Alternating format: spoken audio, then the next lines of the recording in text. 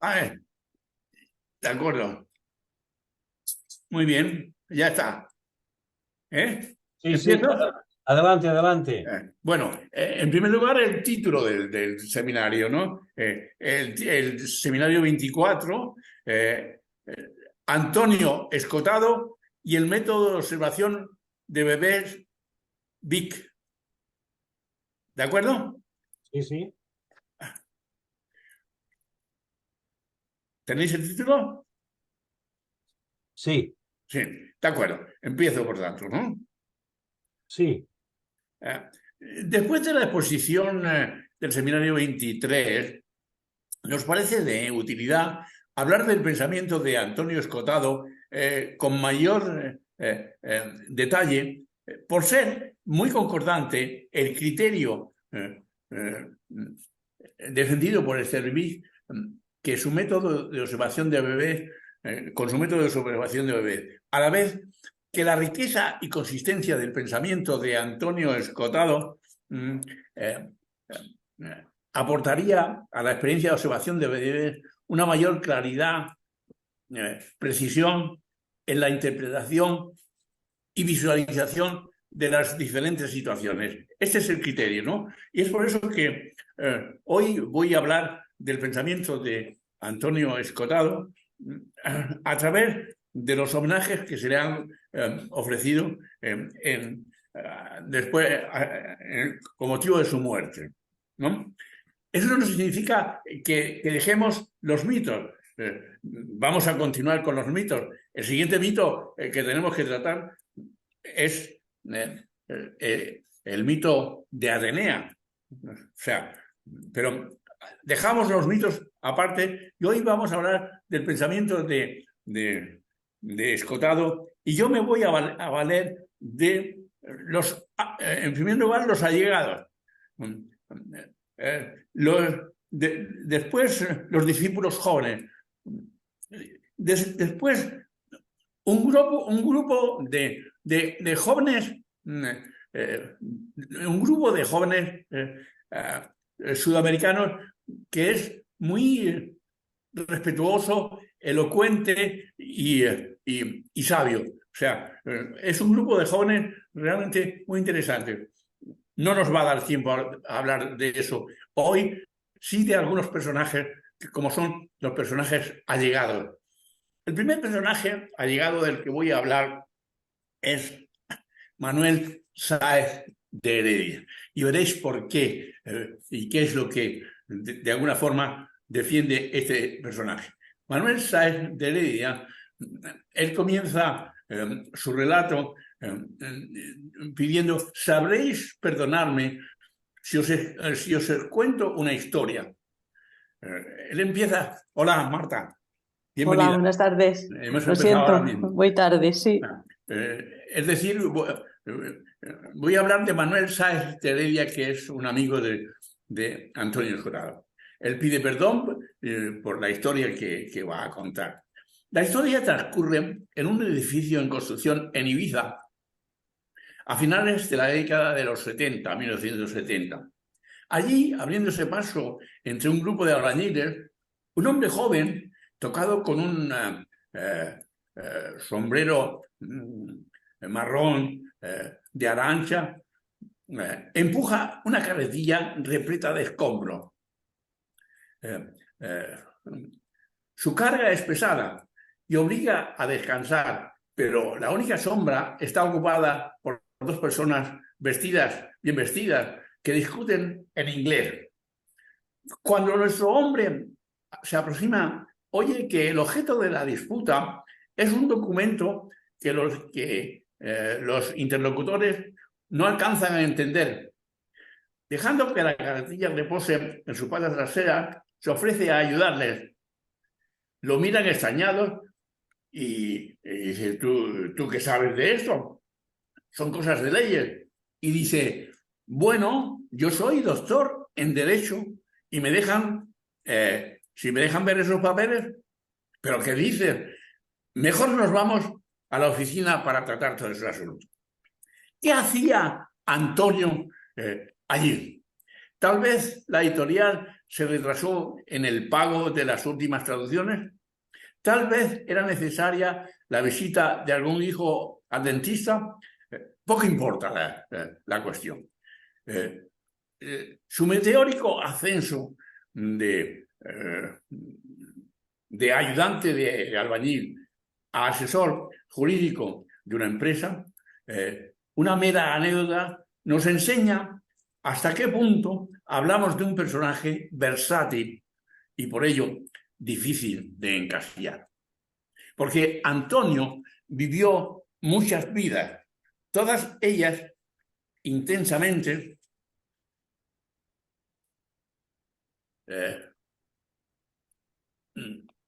y entonces él dice, mi propósito no es de hacer un panegírico o una glorificación a un santo laico. Todos somos seres de luz y de sombra. Si hago uso de la palabra, es simplemente para celebrar una amistad. Este es el motivo por el que Manolo se acerca a él, para celebrar a una amistad. Y escuchar, conocí a Antonio en el colegio, cuando yo tenía 11 años y él 13, y desde el primer momento me sentí atraído por su poder y su personalidad. Terminamos el bachillerato y emprendimos caminos distintos. Con el paso del tiempo reanudamos nuestra relación y a partir de entonces, cuando yo preparaba las oposiciones para un puesto en la carrera diplomática y él también trabajaba por las variantes de la administración pública, él cogió un puesto público. Bueno, pero él se había separado, pero después volvió a juntar. Él dice, ahora él cuenta que ha sido un lector y daros cuenta que normalmente cuando se habla de Antonio Escorado, de lo primero que se habla es del libro, una historia sobre las drogas, es del libro que se habla. Pero aquí él dice que he sido un lector atento de sus trabajos desde los primeros ensayos sobre los escritos teológicos de juventud de Hegel y las obras de Marcuse hasta el monumental estudio de la historia de los enemigos del comercio, del que tan orgulloso se sentía. Daros cuenta que Heredia, de alguna forma, no cita el libro de las drogas. Cuando me distancié de la carrera y me fui a vivir a Ibiza, él se separa de la carrera y se va a vivir a Ibiza, ya estaba escotado allí. Por aquel entonces, un espacio donde se respiraba la libertad sin que fuera necesario hablar de ella. Antonio me ayudó a conseguir el trabajo de traductor que me ha permitido mantenerme y mantener a mi familia. Trabajé con él en las traducciones de los escritores Hobbes, Newton, Jefferson, sin olvidar un anónimo erótico victoriano, Mi vida secreta, que dictábamos a medias, a veces en la playa, para el escándalo de nuestra sufrida mecanógrafa, obligada a ocultar de los oídos de su marido, mojigato, las sartas de obscenidades que emanaban de la grabación. Después emprendimos la fugaz aventura del primitivo de la primitiva Amnesia, que era una discoteca de danza.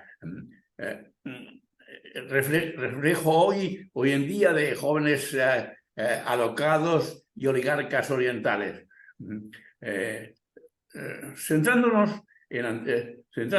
Centrándose Antonio en la orientación musical y yo en los trámites administrativos. Principalmente porque, miren qué listo, yo era, según sus palabras, un Tarzán de las lianas de la burocracia.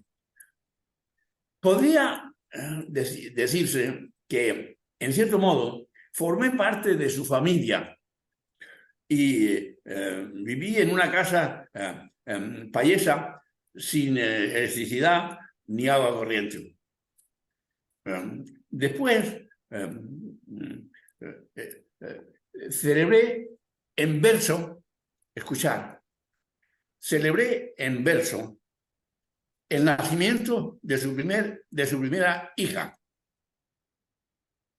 Y escuchar ahora la radicalidad de esta noticia. Lloré después con él la muerte intempestiva de su hijo Román, compañero de juego y colega de mi hijo Juan. Esta es la noticia terrible que ha vivido este hombre. O sea, un hombre que se casó varias veces, que tiene muchísimos hijos, etc. Pero quería contaros estas anécdotas que vienen de la mano de este amigo. Lloré después con él la muerte intempestiva de su hijo Román, compañero de mi hijo Juan.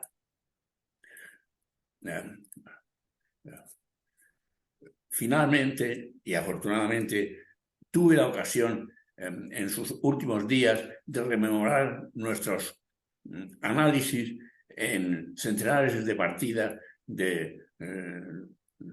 en fin. Creo que no falto a la verdad si digo que lo conocí bien como hombre político, en el buen sentido de la palabra. Destacó por su defensa a ultranza de la libertad individual, de la piel para adentro, decía, impera la autonomía de la libertad, un tema que nos ha interesado a nosotros y que hemos trabajado y hemos hecho todo un congreso sobre eso. Destacó también por su rechazo de toda autoridad no sustentada en la razón, lo que él llamaba la escuela del cuartel y del seminario, circunstancias que más de una vez llegó a experimentar las virtudes del calabozo, como cuando en el servicio militar encargado de la instrucción de los nuevos reclutas los sorprendió clamando: ¡firmes! ¡Abran y cierren dedos dentro de las botas! ¡Abran! Y es que una virtud de la que Antonio sobresalía era el sentido del humor. Fue un consumado bromista al que sus chanzas, sumadas a una incapacidad innata de mantener la boca cerrada, metiéndose muchas veces en atolladeros que le granjearon incluso muchos enemigos. Pero nosotros fuimos amigos durante más de 60 años. Nuestros caminos convergieron o divergieron varias veces, aunque siempre vinculados por una extensa correspondencia epistolar y por el hecho invisible de una tácita camaradería. Porque Antonio, encima de todo su cultura, el preciado don, tenía el preciado don de la amistad. Y lo digo a sabiendas porque lo hacía con la alegría y la constancia de un jardinero fiel. Es así como lo define y como define la amistad. No quiero aburriros con los recuerdos de un anciano que recibió más de lo que dio. Quisiera compensarlo ahora cuando ya no es posible.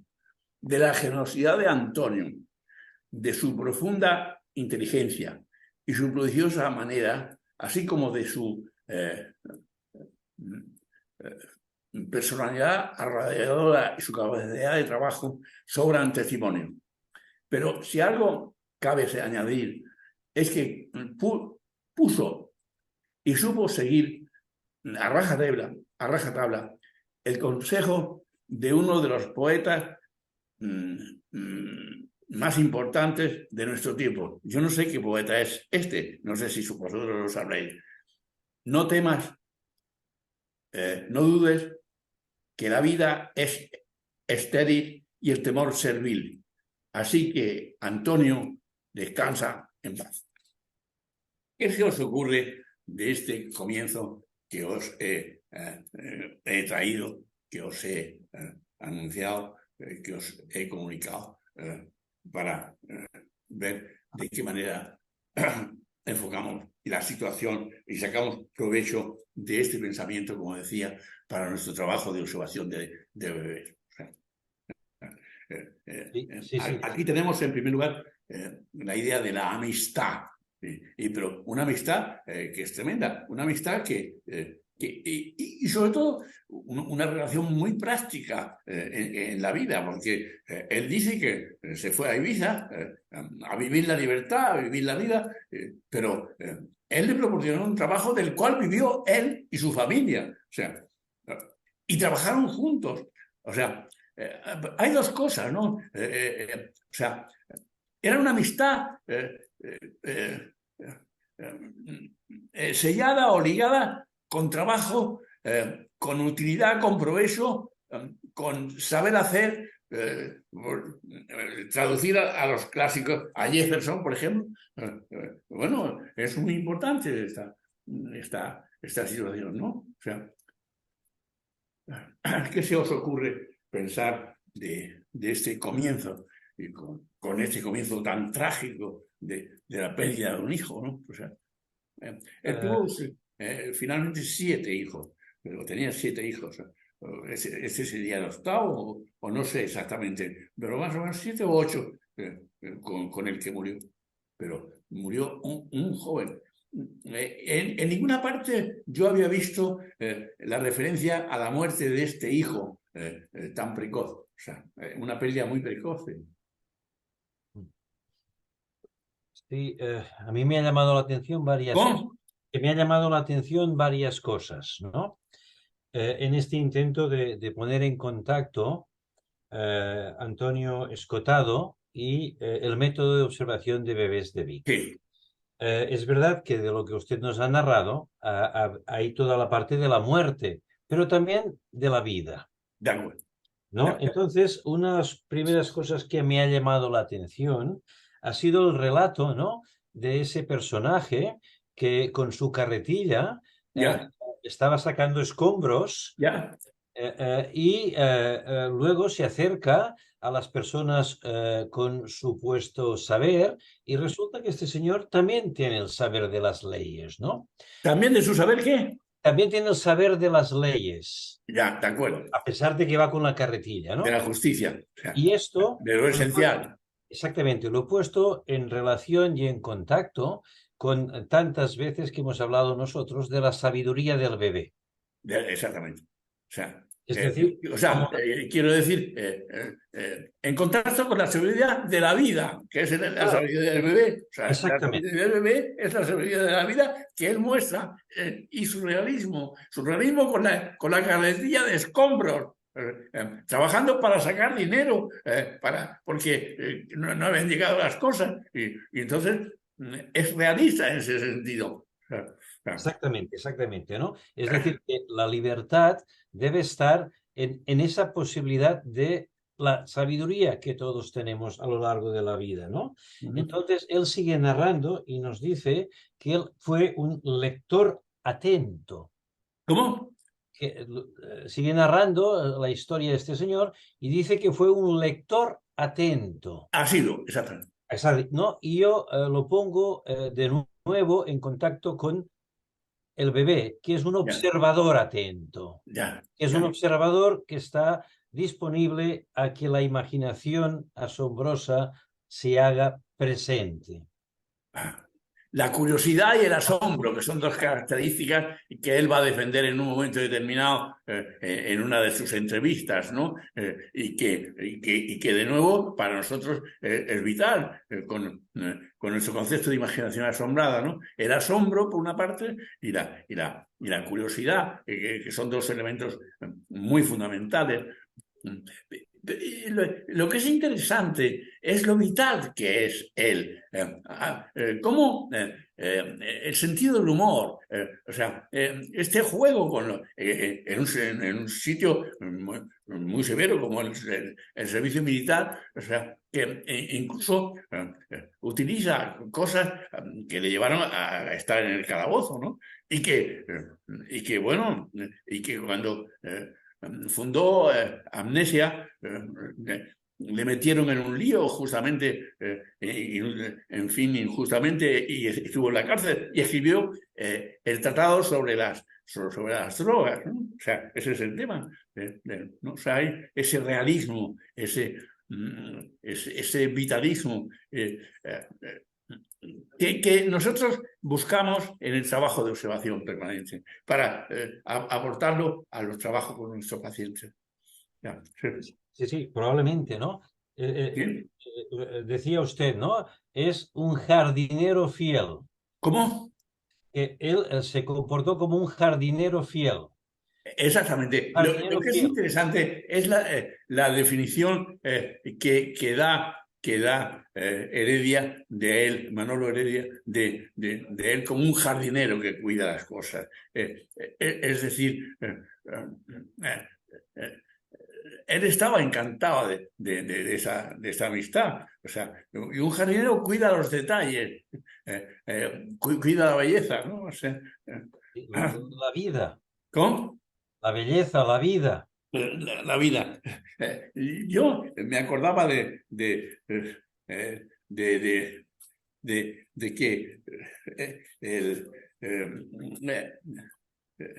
que Calypso, hay un momento en que habla de que Poro estaba tendido en el jardín de Zeus. Dormía y en él el pensamiento pensaba, ¿qué es un jardín? Se dice, daros cuenta qué definición da el Calypso. El adornado esplendor de la riqueza.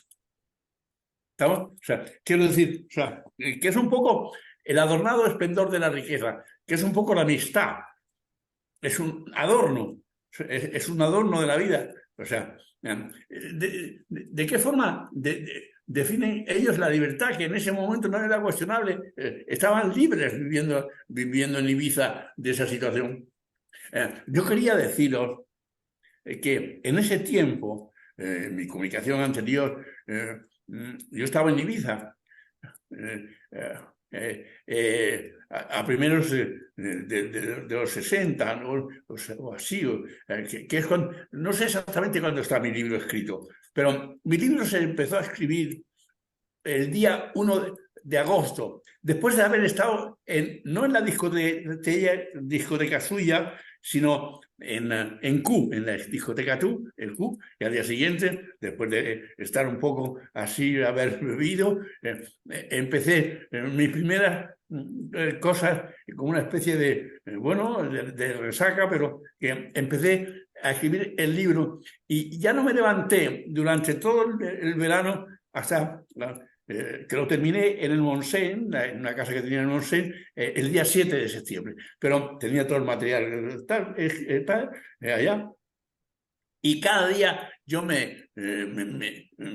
estuve en Ibiza trabajando en el libro de observación de bebés, mientras él estaba haciendo estas otras cosas que hoy os cuento. Y que hay una cierta proximidad en esas cosas, una cierta simpatía en cuanto a su forma de vivir la vida y cómo, a mí me acercó a poder escribir el libro después de un enfado en el Congreso que se celebró en Barcelona con los franceses, que discutí con ellos acerca de que no entendían lo que era el método de observación de bebés, les parecía muy poco científico y tal. Y bueno, pues tengo que escribirlo. Y me senté el día 1 en Ibiza hasta el día 7 de septiembre que lo terminé. Bueno, hay esa coincidencia en esa. ¿Te acuerdas alguna cosa más? Bueno, no sé, ¿no? Es decir, ¿Eh? me llamaba también la atención la idea, ¿no? De que Antonio Escotado intentó vivir en la autonomía de la libertad, Ya, de acuerdo, de acuerdo. ¿no? Y que es Exactamente. Ese desde es el esta fin. posición donde pueden surgir cosas, ¿no? De Usted acuerdo. dice, después de haber estado en la Ya, discoteca, después de haberme liberado de ya, ciertas cosas, ya, me puse a escribir el ya, libro, ¿no? ya. Sí, sí. Bien, bien. ¿Continúo? Sí, sí, adelante. El siguiente personaje del que voy a hablar se llama Juan Carlos Uso. Eh, Este sí que habla sobre la farmacofilia.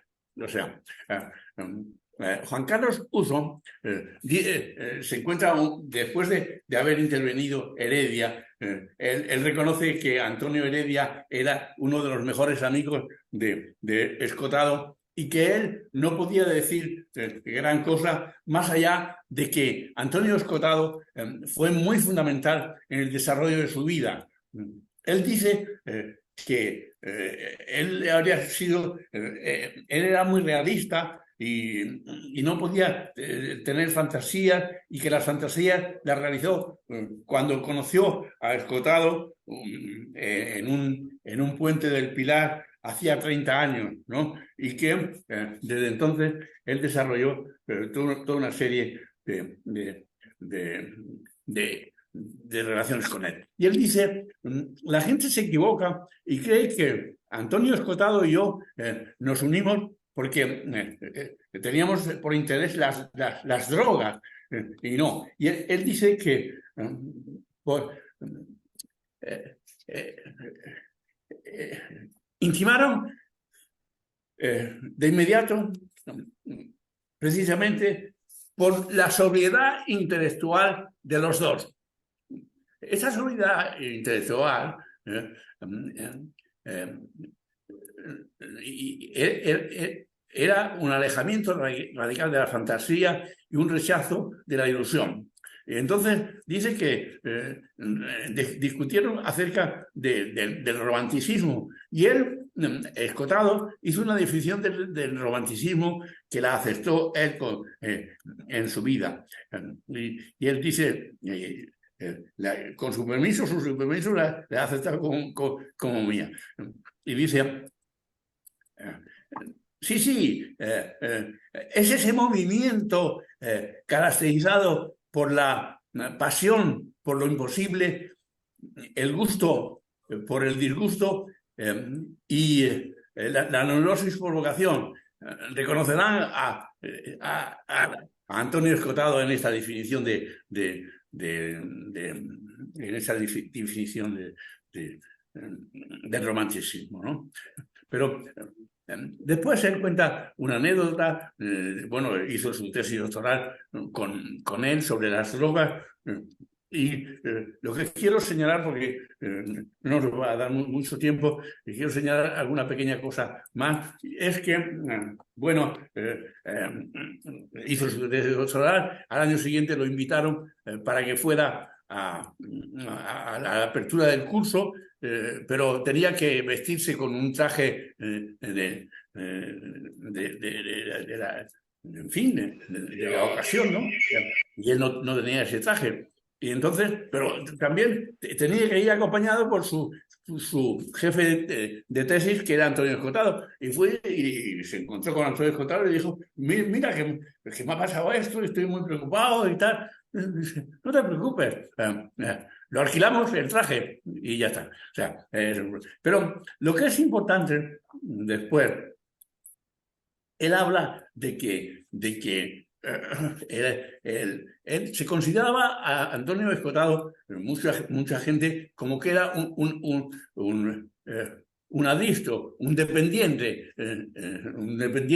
de las drogas. Y sin embargo, lo que él dice es que lo que Antonio Escotado era con las drogas completamente independiente. Y entonces, él cuenta la anécdota de una experiencia que había sufrido hacía mucho tiempo, porque había tomado lisérgico y tomó la sustancia. Y entonces, cuando estaba en el subidón, se le ocurrió preguntarle a Antonio, bajo el efecto de la droga, dice, ¿qué era sustancia? Y él dice, y él como pudo, me respondió, gratitud. Gratitud. Y esa cosa es la que yo he guardado en mi corazón desde entonces hasta este momento. Gratitud. O sea, ese es otro elemento importante que quería subrayar y que es importante tenerlo en cuenta en cada momento y en nuestro trabajo. Entonces, él dice que se ha perdido una persona, que se ha muerto, se nos fue el padre, se nos fue el marido, se nos fue el amigo, pero siempre nos quedará el maestro. O sea, bueno, esta es la intervención como he dicho, de Juan Carlos Hus. Es el único que habla de las drogas. Pero habla de las drogas elevándolas a una categoría importante con un sentimiento como ¿qué es sustancia? Sustancia. Y lo conecta con gratitud.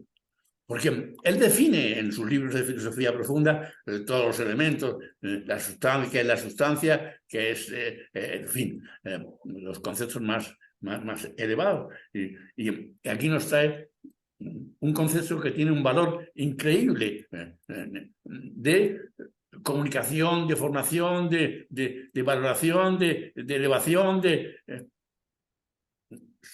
sustancia es gratitud. Y dice...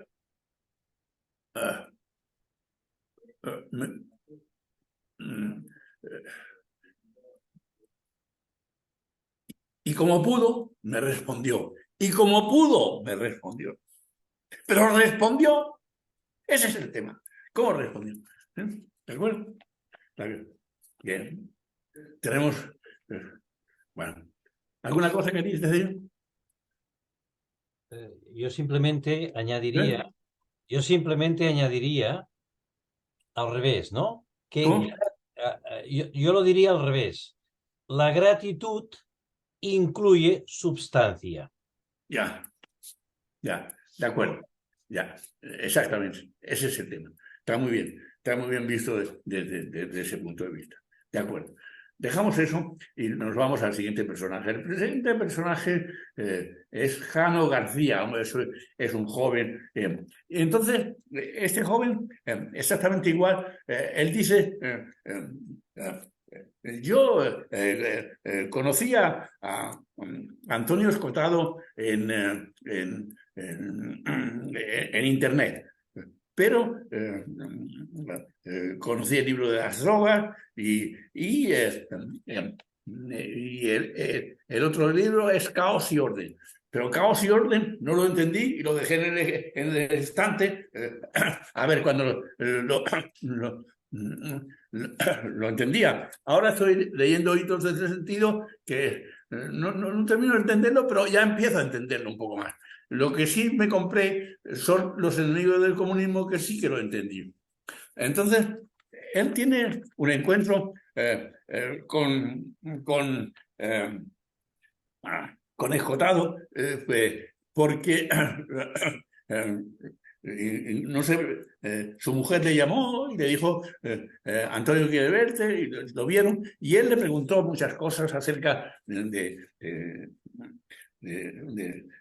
porque él después de ver el libro de las drogas, dice, las drogas no me interesaban porque no me interesaban las drogas para nada, pero vi la forma que trataba el asunto de las drogas, y dice, este tipo es valioso. Le pregunté a mi padre, y mi padre me contó más historias y yo me sentí mucho más cerca de él todavía. Y así, pues eso fue funcionando, ¿no? Entonces, lo que le sorprendió es que, por ejemplo, cuando le preguntaba una cosa, le ponía un tema, decía, ah, sí, mira, eso está en tal libro, en tal autor, en tal página, y en fin, y acababa de decirle las cosas. Y lo que yo valoraba sobre todo es cómo él valoraba la libertad y, en fin, o sea, y cómo utilizaba los conocimientos con mucho saber y con mucha sabiduría, ¿no? ¿No? ¿Alguna cosa más?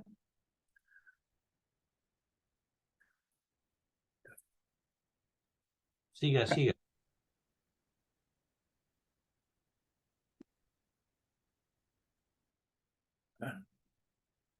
Eh,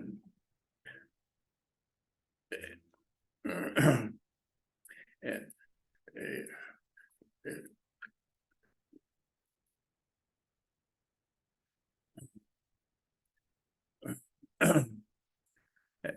eh, él, sobre todo, valora mucho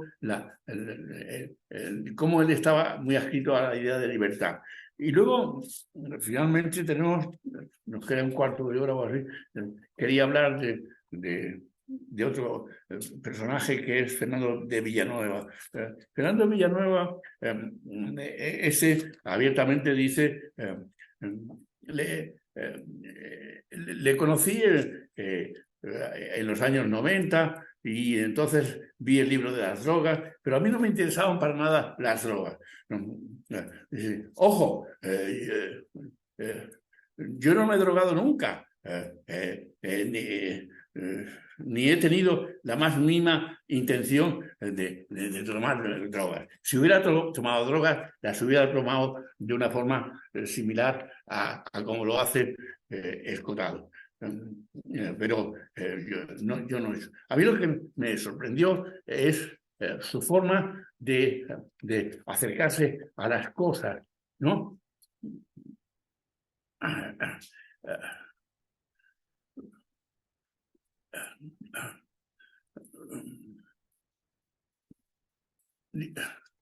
La realidad era, para él, era lo importante, ¿no? Algo que no me interesaba, o sea,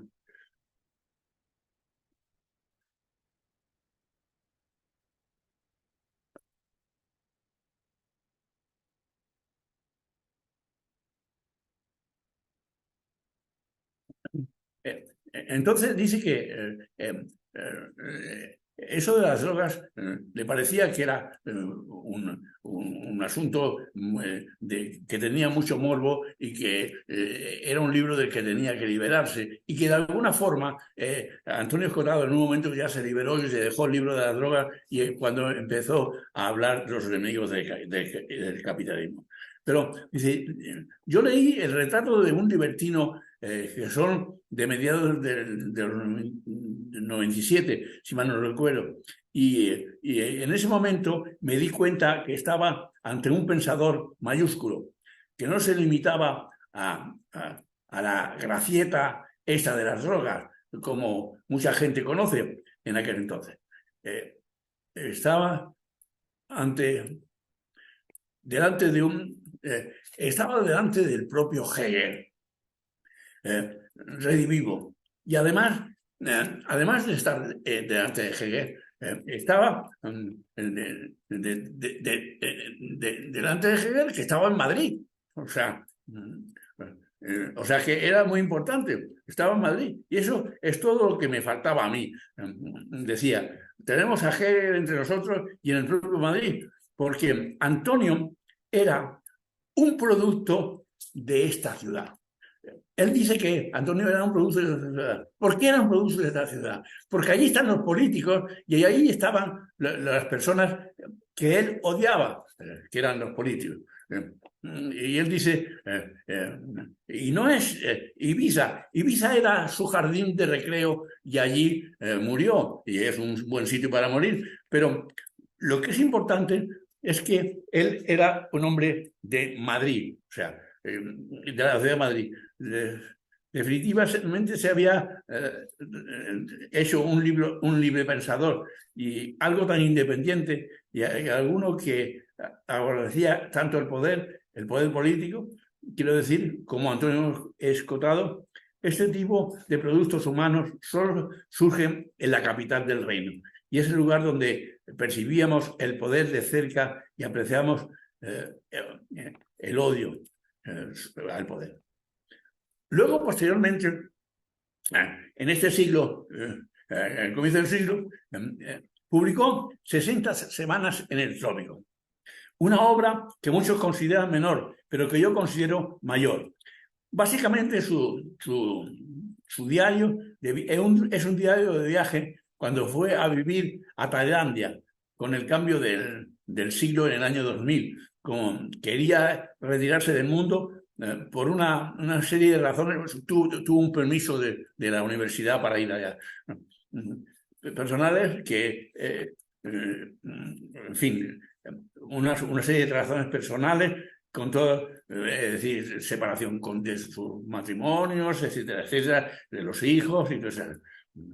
Y entonces, para poder estar allí, tú tenías que escribir un artículo diario que salía en El País todos los días. Y él dice que este libro terminó de sacar por completo a Antonio Escotado del mero tema de las drogas y además le metió en un nuevo campo de pensamiento. Empezó a reflexionar sobre lo que estaba viendo. Esta es la idea. Reflexionar sobre lo que estaba viendo. Uno de los problemas de los filósofos es que se encierran en su cuarto y en sus libros y ven la realidad de acuerdo a lo que está en los libros, a lo que está en su pensamiento, y si la realidad no se atiene a su pensamiento, peor para la realidad. Sin embargo, Antonio Escotado es al contrario, que se va hacia la realidad como el camino más importante o lo más fundamental. Finalmente, él dice que conoció a Escotado y con esa voz tan ronca que tenía y tan bonita, y que incluso un cantante que se llama, ¿cómo es? Calamaro, ¿no? Hay un cantante que se llama Calamaro, ¿no?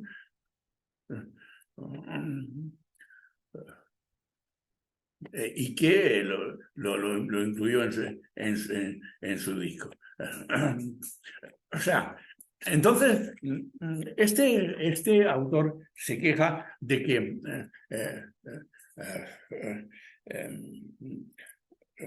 Escotado no escribiera más, porque él necesitaba un chute de Escotado para continuar viviendo. En fin, pero resulta que Escotado tenía dos trabajos y sobre todo tenía un trabajo muy importante que era leer. La mitad de lo que sabía Antonio Escotado era por lo que había leído. De eso estoy convencido. Pero la otra mitad, por lo que había vivido. Antonio Escotado no hubiera sido Antonio Escotado sin la experiencia en ese 50% de la vida vivida al máximo, no vivida dentro del despacho, dentro de un aula universitaria. Él no era un académico al uso, ¿no? O sea,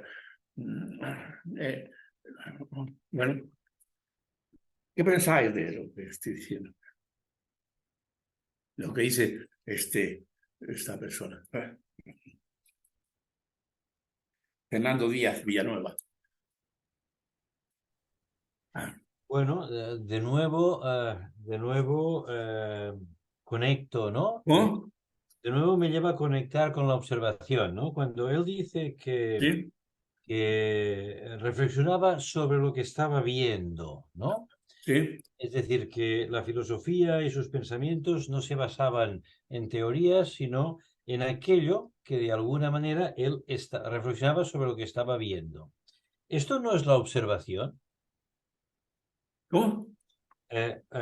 Reflexionar sobre lo que uno ve no es Ya, observar, ya, de acuerdo, ¿no? de acuerdo. Y segundo, recuerdo unas palabras de Hafsa, ¿no? Cuando Ya, nos decía que lo que se observa ya, se produce mente. de acuerdo. Sí, sí. Ya, sí. Una de las cosas que añade Fernando Villanueva es que no solamente, o sea, la mitad de lo que sabe Escotado es porque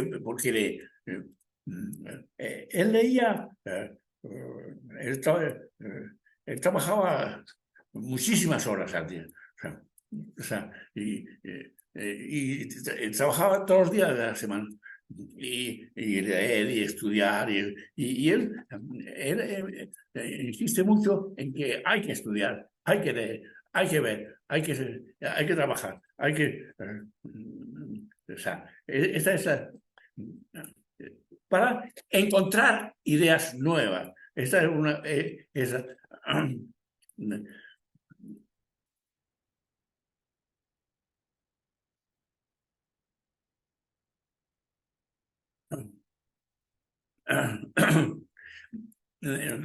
Lo que él valora mucho, y por eso he tratado antes todo el asunto este de las drogas, de que hay quien, el primero, Manolo no habla de las drogas, solo una persona habla de las drogas, y ese dice que se retira de este cliché porque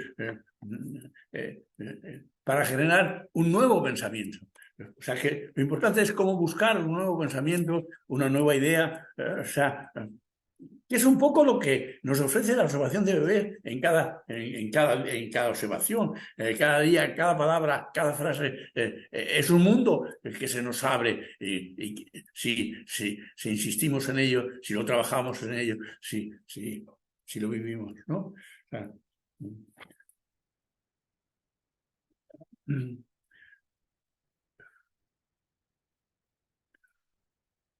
eh,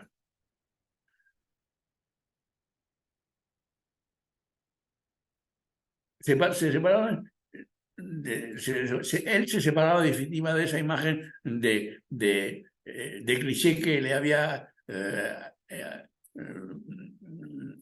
durante los años 80, aquello de las drogas que generaban mucho morbo y con esto quedó listo para la historia, cosa que ha conseguido en la ventaja de haber sido alguien como él. La gente como Antonio no se muere nunca. Pasarán las generaciones, pero los libros y sus vídeos y el YouTube que aparece y el YouTuber, etcétera, están ahí. Incluso ellos hicieron un, un último encuentro con el libro de hitos del sentido y que llenaron las aulas de gente justamente porque empezaba a despertar muchísimo interés. Él, bueno, en fin, pues le daba una serie de, de pautas o de ideas o de puertas o de cosas para que vayáis viendo, leyendo o a este escotado. O sea, a ver si tenemos tiempo y puedo sintetizar el pensamiento de estos 5 sudamericanos que hablan muy bien de él. Y después quería hablar de una comunicación de un argentino que habla justamente del final de Antonio Escotado, de su muerte, de cómo él aceptó la muerte y cómo vivió su muerte y cómo, en fin, de alguna forma se insinúa que hubo eutanasia en su momento final, justamente, y que murió con toda coherencia y con toda, en fin, dignidad. En fin.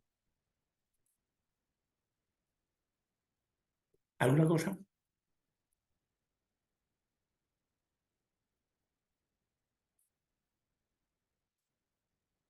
¿Le funciona vuestro o no? No. ¿Os funcionan? ¿Solo funciona el de Enrique? No te oigo, Enrique. Sí, el mío funciona bien. ¿Es el único que funciona? Ya. Sí, yo Bueno, creo que bueno, Aiziber ha ido escuchando a través de mi móvil, ya. pero no ha Ahora, podido participar. Ahora puede, tal vez. ahora sí. Ya. ¿Tú funcionas ahora? Ahora ¿Sí, sí. ves? Vaya. Bueno, pero con un ruido tremendo. Se Bueno, rebota. Y Marta sí, yo creo que Marta está oyendo bien. ya. Bueno, ¿alguna cosa más para terminar? No, que es un buen principio, ¿no? Un buen inicio de esta nueva etapa, ¿no? Ya. Esta A idea ver si nos da de, tiempo. de Realmente replanteamiento, una ¿no? hora es poco tiempo y Bueno, lo que se muchas pueda. cosas hay que sintetizar quizás más Ya. en fin, ya veremos. O sea, Bueno, pues muy bien, muy bien. Muy bueno, interesante. ¿quién me lo manda? ¿Tú, Enrique, o Aichiber? Aiziber. Tú puedes.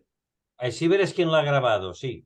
Está bien, está bien. Muy Será bien. como siempre, será como Bueno, siempre.